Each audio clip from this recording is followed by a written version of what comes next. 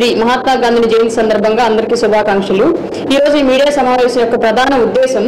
గత పాలకుల యొక్క 5 ఏళ్ల కాలంలో ఆంధ్ర రాష్ట్రంలో సనాతన ధర్మము మరియు హిందూ మతం మీద జరిగినటువంటి దాడి వీటన్నింటికి సంబంధించి రాష్ట్రంలో ఎన్ని దేవాలయాల మీద ఎట్లాంటి దాడులు జరిగాయో మనందరికీ తెలుసు। గత 5 ఏళ్ల పాలనలో ప్రజాస్వామ్యంలో ప్రజాప్రతినిధులుగా ఉన్న వాళ్ళు ఒక మతాన్ని కొమ్ము కాస్తూ పరాయి మతాన్ని హింసించకూడదు అనేది చెప్పదలుచుకొని అలాగే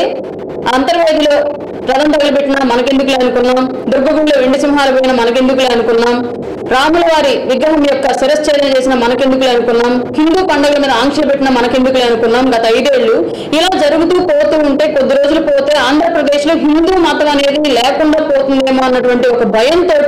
అలాగే ప్రపంచ ప్రఖ్యాతిగాంచినటువంటి హిందూ దేవాలయమైన తిరుపతి సాక్షాత్తు తిరుపతిలో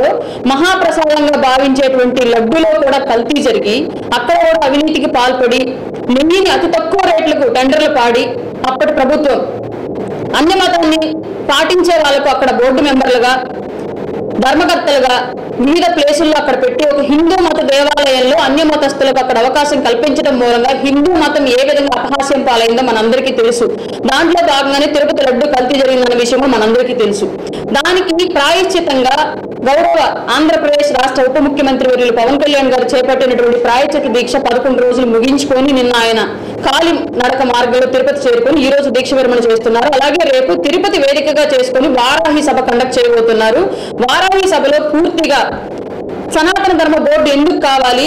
మన జీవితాల్లో భారతదేశంలో పుట్టిన ప్రతి ఒక్కరి జీవితాల్లో ఉదయం నిద్ర లేచిన దగ్గర నుంచి చేసేటువంటి సూర్య నమస్కారాల దగ్గర నుంచి సాయంత్రం పడుకోబోయే ముందు పఠించే నారాయణ మంత్రం వరకు కూడా మన జీవితం ఎలాగ ప్రకృతితో ముడిపడి ఉంది, సనాతన ధర్మాన్ని ఎంత పరిరక్షించుకోవాలని దానికోసం ఒక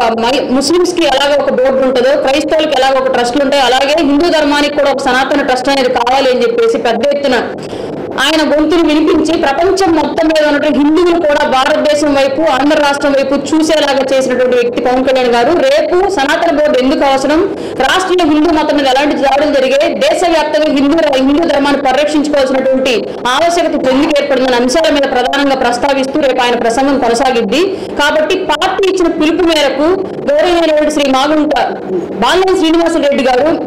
ఒంగోలులోని ప్రధాన కోడలలో రేపు ఎల్ఈడి స్క్రీన్లను ఏర్పాటు చేయబోతున్నారు। ఆయన ప్రసంగాన్ని పూర్తిగా హిందూ మతాన్ని ఆరాధించే వాళ్ళు అలాగే తమ మతాన్ని తాము పాటిస్తూ పరాయి మతాలను గౌరవించే ప్రతి ఒక్కరు, అందులో ముస్లింలు ఉండొచ్చు, క్రిస్టియన్లు ఉండొచ్చు, జైన్లు, బౌద్ధులు ఎవరైనా ఉండొచ్చు, కానీ మీ మతాన్ని మీరు పాటిస్తూ ఇతర మతాలను గౌరవించే ప్రతి ఒక్కరు కూడా రేపు ఆయన ప్రసంగాన్ని వీక్షించి పెద్ద ఎత్తున ఆయన మనోగతం ఏంటని అర్థం చేసుకోవాలని ప్రతి ఒక్కరిని ఈ మీడియా సమావేశం ద్వారా తెలియజేస్తున్నాం।